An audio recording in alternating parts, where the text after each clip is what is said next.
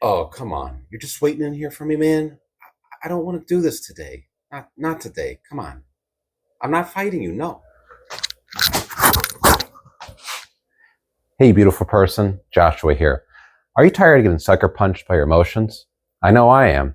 So let's get in the ring and go over emotional intelligence, EQ.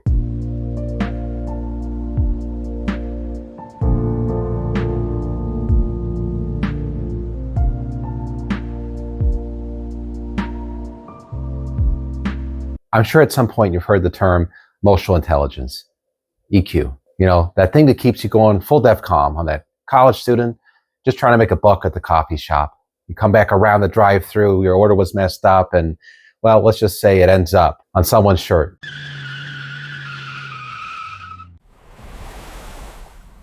I swear, I hope you've never done such a thing.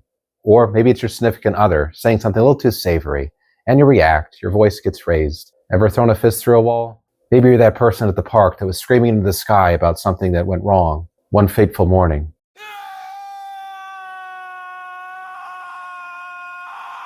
Nonetheless, life can sometimes be a boxing match, and often we're up against ourselves. So let's talk about how your mind can master your emotions.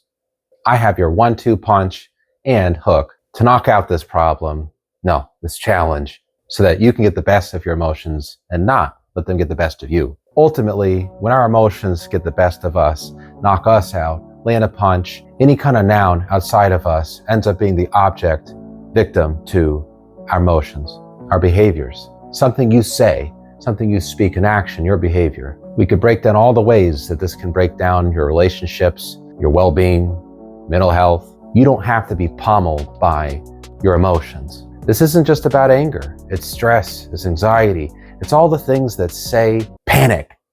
My main recommendation is the next time you find yourself reacting, we got to be able to catch that. We got to be live and in action with ourselves. We can't be always post-processing this stuff. Hindsight's 2020. I got another video coming out about that. In this case, we got to create a radar. We have to know what each emotion we feel within ourselves is. Create the vocabulary for them. This will be subject to a separate video, but ultimately, based on a few basic emotions, anger, anxiety, stress, when you're just feeling hurt, there is some emotional literacy that we need to be actively seeking out and learning about ourselves. So if you can name the emotion outright, that might give you the chance to duck, get out of the way of it before it gets you, knocks you out.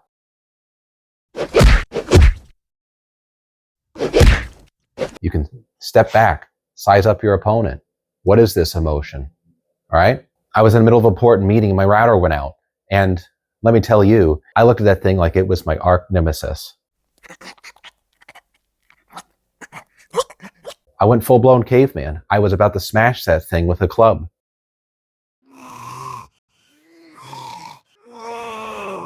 Sure, it's a simple example, but you can't land a punch if you don't know what you're swinging at. And also, you can't see a punch coming if you're always in the dark. Name the emotion. Anger. I'm angry. Anxious. I'm anxious. Hi, anxiety. I'm depression. I think we'll make mediocre friends. Maybe. I'm just not feeling well. Good place to start. First step, emotional hits. Let's not get sucker punched. So, name the emotion. That's our jab. I realize also that the analogy doesn't mean to serve that we get combative and that it's an unhealthy manifestation of fighting back. We're sparring with ourselves. We're not there to beat the out of someone, ourselves. We just want to win. And often that means that we have to defend. So in boxing, good footwork, bobbing and weaving. We got to be able to roll with the punches too in life. And we're not always going to be able to properly deal with our stress. And we have to know how to take a hit. Just training on the boxing bag doesn't always translate to real life, just as it does with sparring.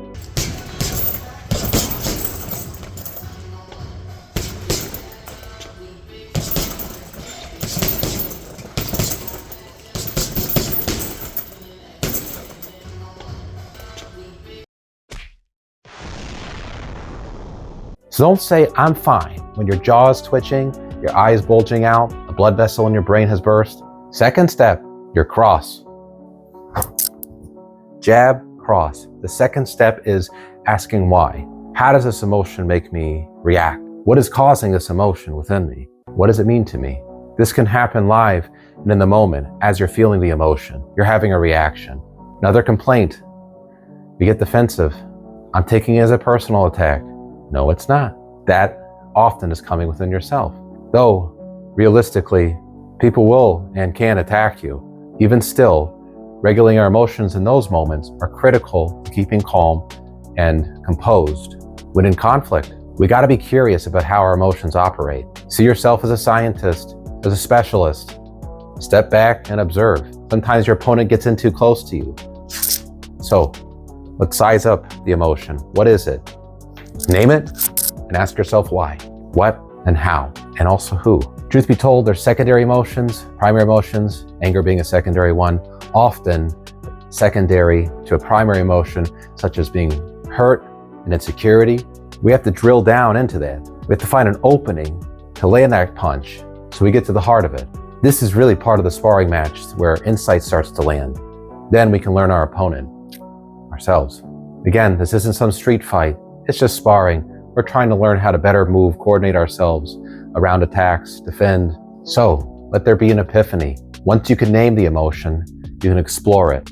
Often you can also see it coming and choose what then, what now, what do I do instead, versus perhaps the usual patterns, ways that you go about this. Do you really want to get someone to do the drywall again?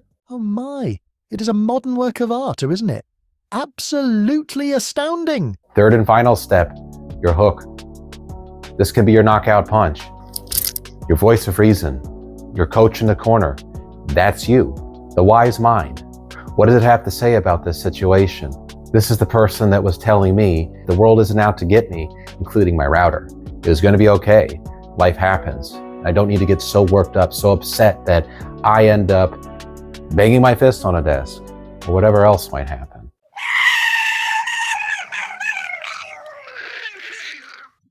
Take a breath, count to 10. You got to slow things down. You got to be active in the moment.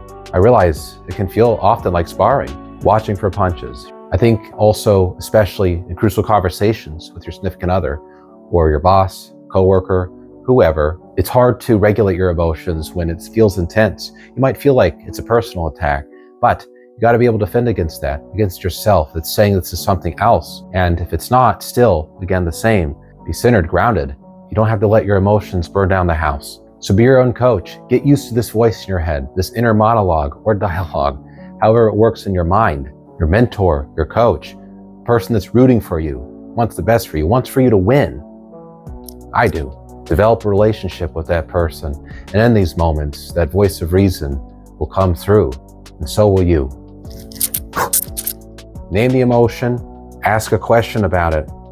The 1-2 punch. Bobbing and weaving so that you're not getting knocked out by these emotions. Shutting down, shelling up so you're not able to speak and work through it. You don't just have to get over it. And lastly, your hook.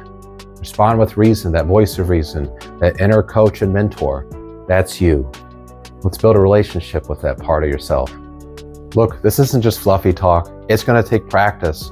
In the words of Bruce Lee, I fear not the man who's practiced 10,000 kicks, but the man that's practiced one kick 10,000 times. In this case, punching, unless we're talking kickboxing. Keep it simple, formulaic, and follow through. See how you do. Practice, practice, practice. You don't have to be perfect. That's not the point. It's the off season. Study your playbook of behaviors, maladaptive, how to usually react. Let's develop your emotional IQ, your EQ, so that you're a better you. Have a blessed day. I'll see you next time.